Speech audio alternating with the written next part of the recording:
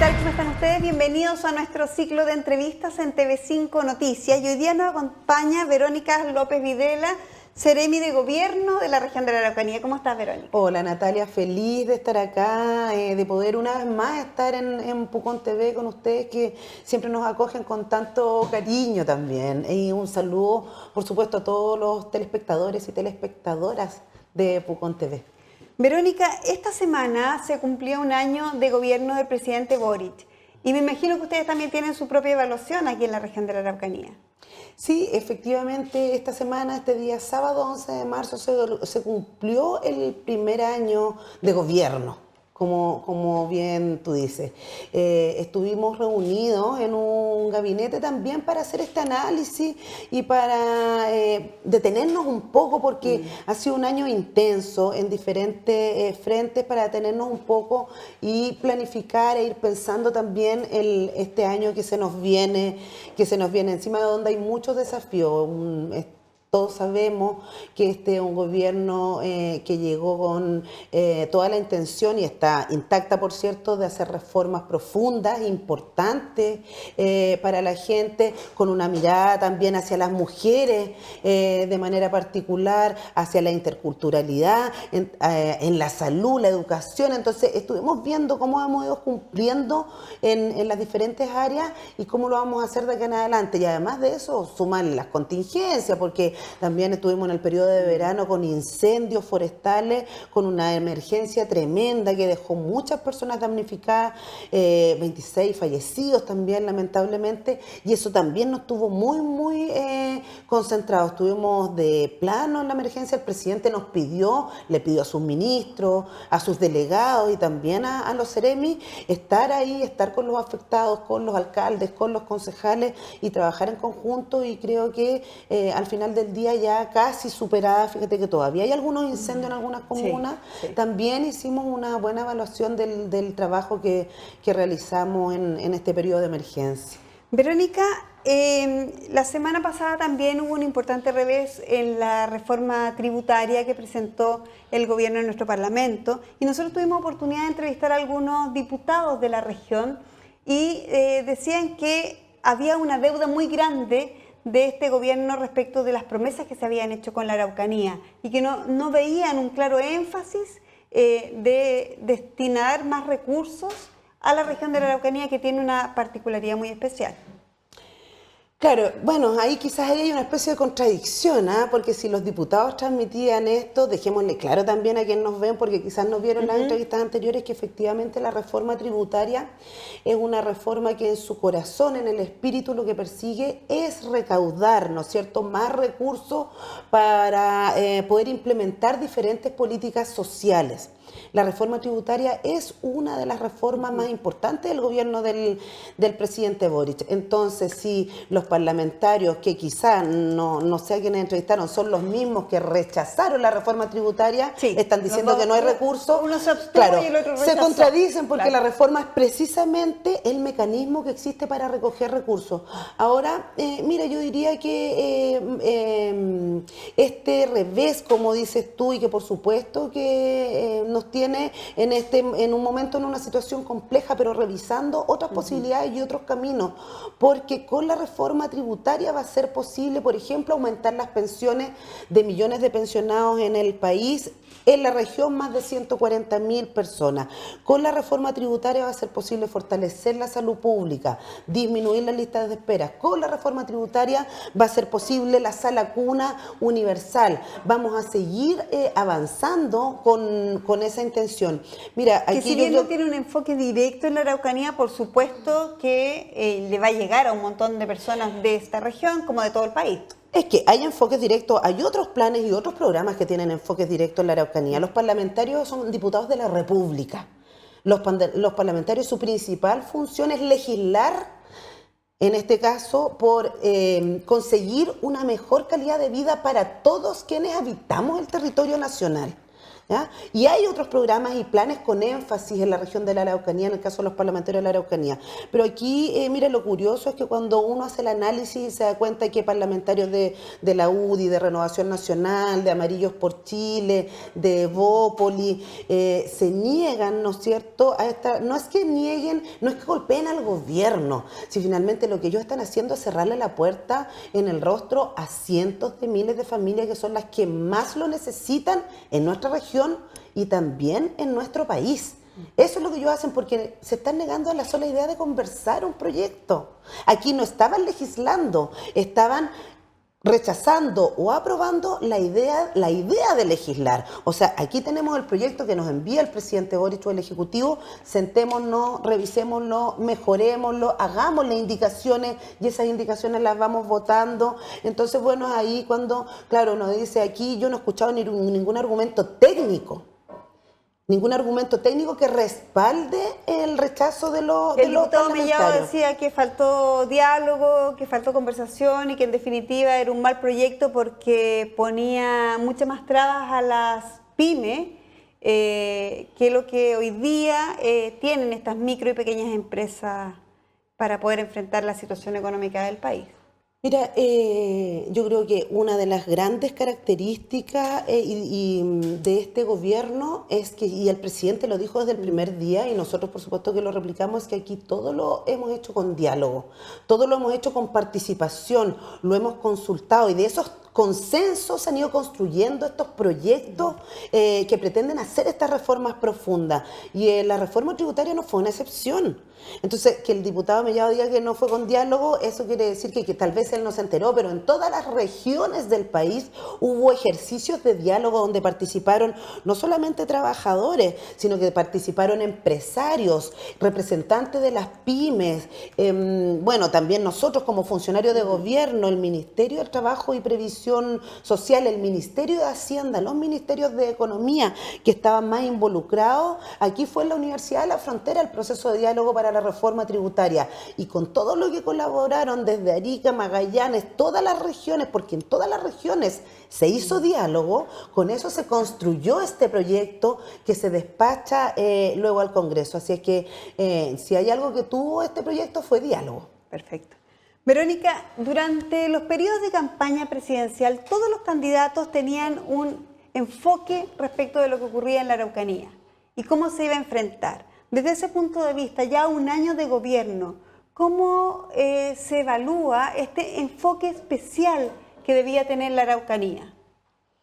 Mira, yo creo que siempre hay que considerar que en este caso este enfoque especial es lo que nosotros denominamos el plan del buen vivir, ¿no es cierto?, que aborda la situación de la Araucanía y de la zona centro-sur, podríamos decirlo.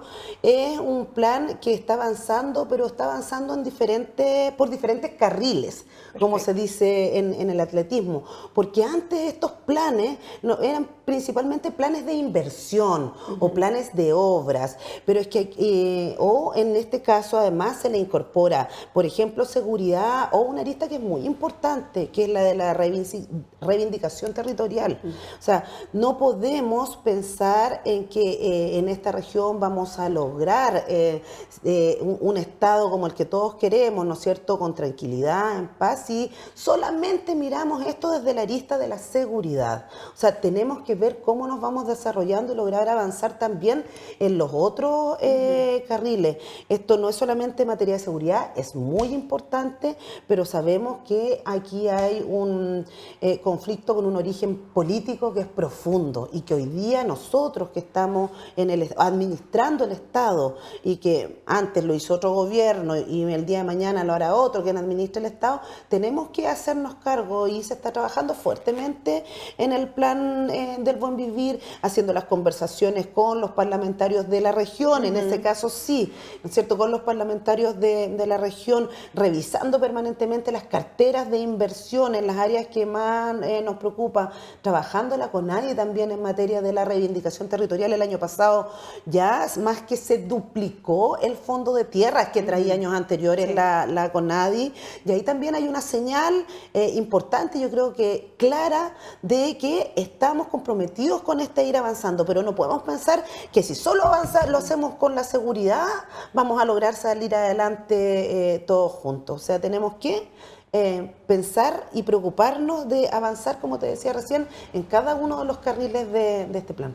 Verónica, y en ese sentido, ¿cuáles son las metas más urgentes, más importantes para este año 2023 que iniciamos ahora? Es que yo creo que hay muchas metas y en diferentes materias, pero vamos a retomar la reforma tributaria primero. Ya el ministro Marcel, por instrucción del presidente, ya está... ¿En el Senado? Ya está trabajando en buscar otras vías u otros caminos para retomar esta reforma que, como le decía, la gente tiene que saber que no solamente va a servir para aumentar las pensiones de tantas personas, sino que para reforzar la salud pública, la educación desde la educación parvularia y otros tantos. O sea, es importante que sepan que los parlamentarios estuvieron en contra de mejorar las pensiones de nuestros adultos mayores. Eso es lo que votaron, esa idea de poder sentarse a conversar significa hoy día, en este momento, dejar sin mejores pensiones a más de 140.000 personas en nuestra región. Independiente de eso, se va a discutir la reforma de pensiones, que ya hay varios proyectos. Y se va a discutir la sala cuna universal también, pero bueno, aquí hay que financiarlo. Hay que financiar. Y lo otro que me quedó en el tintero, las MIPYMES no se van a ver afectadas. Eso yo creo que es muy importante. Quizás se van a ver afectadas por cómo votaron. Sí, ahora los parlamentarios, porque habían bajado su carga tributaria producto de la pandemia de un 25 a un 10%. Bueno, este proyecto lo que proponía era ir a aumentarlo progresivamente. El 2023 llegar a un 13, el 2024 llegar a un 20, para el 2025, el 2026 entrar de nuevo en régimen todas las micro, pequeñas y medianas empresas, pero progresivamente a lo largo de 3 o 4 años. Con el rechazo que hicieron los parlamentarios, las pequeñas y medianas empresas van a comenzar al tiro. O sea, va a ser eso un poco de golpe y en algún momento se va a sentir esa carga tributaria. Entonces, cuando los parlamentarios dicen afectadas a las MIPYMES, ahora se van a ver afectadas realmente las MIPYMES con el rechazo en el Congreso.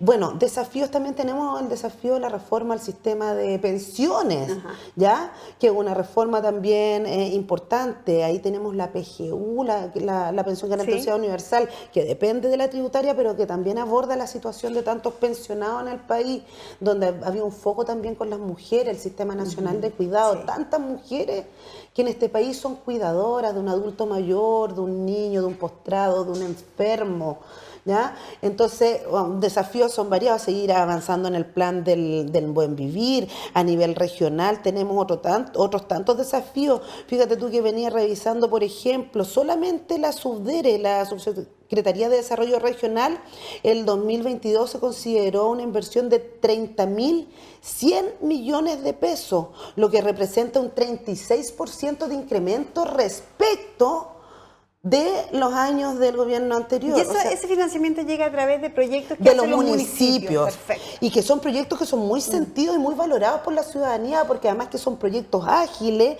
que tienen que ver con los PMU, principalmente, que son los programas de mejoramiento urbano. Es una inversión muy directa y además habitualmente genera mano de obra local. Exacto, ¿no? local. Claro. Y los PMB, que son los programas de mejoramiento de barrios. Como tú dices, cuando nosotros vemos que están mejorando una plaza, sabemos que hay personas que son conocidas de nuestra comuna y se reactiva también la economía. Entonces, el desafío ahora es seguir incrementando también, porque de esa manera le vamos dando movimiento a la economía. Hay desafíos, bueno, en materia de género. Nosotros ahora volvemos a Pucón porque estamos en un diálogo a propósito de la reforma, el proyecto de ley de responsabilidad parental y de el pago del sistema de pensiones. Ahora además se va a crear un registro nacional de deudores de pensiones que empieza a operar, ¿no? Empieza a funcionar en mayo. Empieza a funcionar en régimen en mayo. Y precisamente teníamos un diálogo sobre ese tema aquí en la comuna de Pucón. Entonces yo creo que hay desafíos muchísimos. Lo que necesitamos, sí, son estos apoyos bien amplios y bien transversales de nuestros representantes, que la verdad asuman ese compromiso con legislar, que es para lo que fueron elegidos.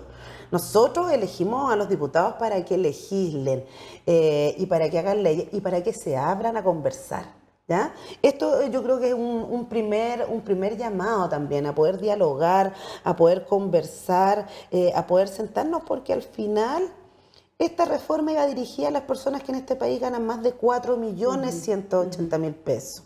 Que no es Ah, la gran mayoría de los chilenos. no, es la minoría. Exacto. Que tienen un patrimonio de sobre 5 millones de dólares, Natalia, sobre 5 millones de dólares, ¿ya? Y también considerado un aumento al royalty minero, que es un recurso natural importante, no renovable, ¿ya? Que se extrae aquí y no vuelve a salir, Exacto, ¿no es cierto? exacto.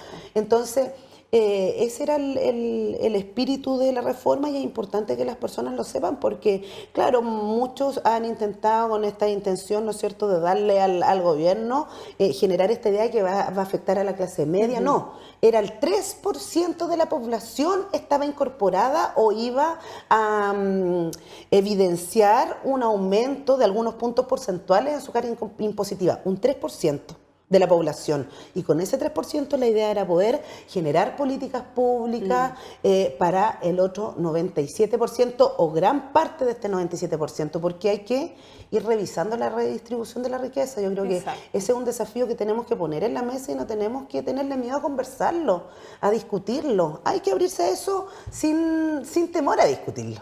Así es. Verónica, este año también nuestro país ya partió un nuevo proceso constitucional. El proceso constitucional que vivimos el año pasado, el gobierno tuvo un importante rol en el sentido de potenciar la participación ciudadana. ¿Cuál va a ser el rol? ¿Se ha definido el rol que va a tomar el Estado de Chile en este nuevo proceso?